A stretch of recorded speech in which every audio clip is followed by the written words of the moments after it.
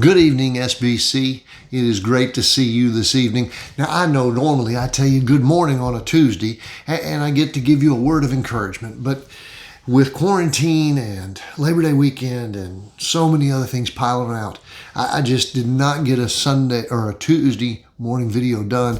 And so now in the evening here, as the office is wound down, I have an opportunity to share with you. And I want to share a word of encouragement. I want to talk to you about how we can speak with sound doctrine. Now, I know that doesn't sound very exciting, but listen, I have been reading and watching our society and the change that's occurring literally exponentially. It used to be that we watched the exponential change in technology, which is still going on. In other words, what used to take 100 years to develop became 50 years. And what became 50 years to develop became 10 years.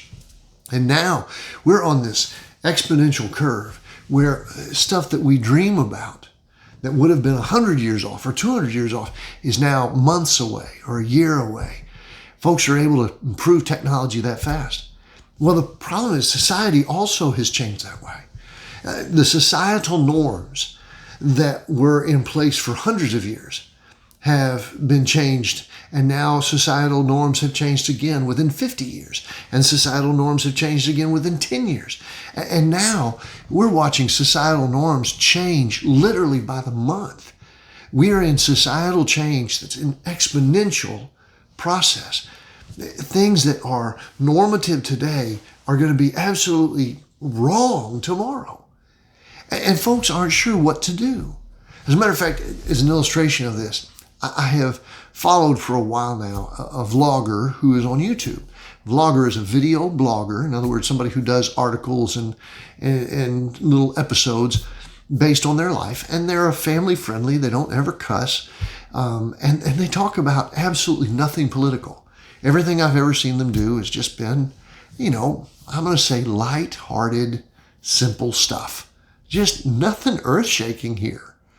And yet, even though they have been very successful, and as a matter of fact, two major corporations had partnered with them for a time, somebody has dug up videos of them from like 10 years ago, and they took offense at some of the things that they said.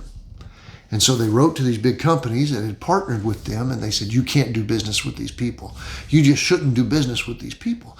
And sure enough, those companies have now canceled their business relationships with this vlogger. Now, 10 years ago, what they said, I'm sure, didn't even move the needle in most people's minds. But now, because societal change has moved at such an exponential rate, people are offended overwhelmingly. And that's what I'm saying, is that you and I are going to offend somebody 10 years from now. What you and I think is such an innocent statement is not innocent anymore. And what we think is not causing any kind of controversy is going to cause controversy down the line. There's no way around it. There is no way for us to play it safe. And so what do? Outside of just simply shutting your mouth and never uttering opinion, outside of just moving away into a hole in the wall and just hoping nobody notices you, how do you live in that kind of society? Well, the Apostle Paul actually gives us instruction because he talks to Titus, who is in the midst of a place that has a lot of societal changes taking place.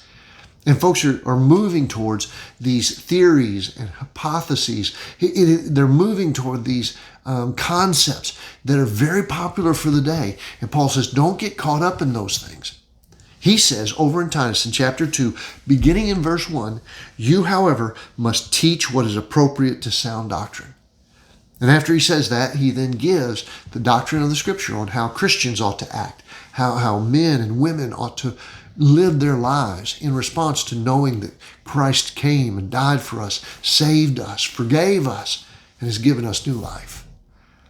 In response to understanding the gospel, we're supposed to live our lives in a certain way. And he says, Titus, you teach that. You share that. You witness to that.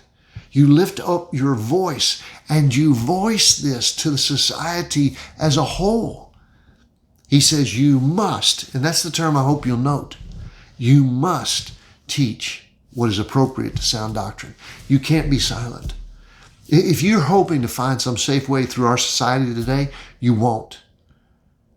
But you need to make sure that what you say is something you're willing to stand for when society changes and they say, you're so wrong.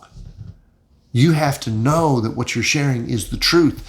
It can't be just your opinion or your political philosophy. It has to be deeper and more solid, because one day society's going to change.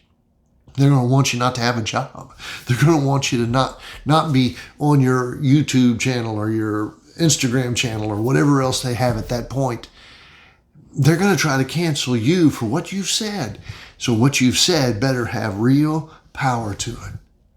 You better be willing to back up what you're saying as the truth of God. With that in mind, I want to show you this little flyer real quick. It is called The Gospel to Every Home. Starting this week on Sunday, we're going to begin to not only preach the concept of witnessing and sharing the gospel with every home in our community, but also we're going to be studying it in Sunday school. We're going to be praying about it each day through a devotional guide. We're going to start a process of 40 days in which we hope to engage our community with the gospel. Churches all around us have already begun. Churches all around our state have already engaged. And we too are going to step into this process. And we're going to share some things that maybe people will disagree with, some things that may change a life and an eternity from hell to heaven. But they are words that carry real weight, and they need to be voiced. We need to raise our voice and teach what is appropriate to sound doctrine. Teach what is true to the salvation of Christ, to the forgiveness we have received, to the hope of heaven that he has given to our hearts.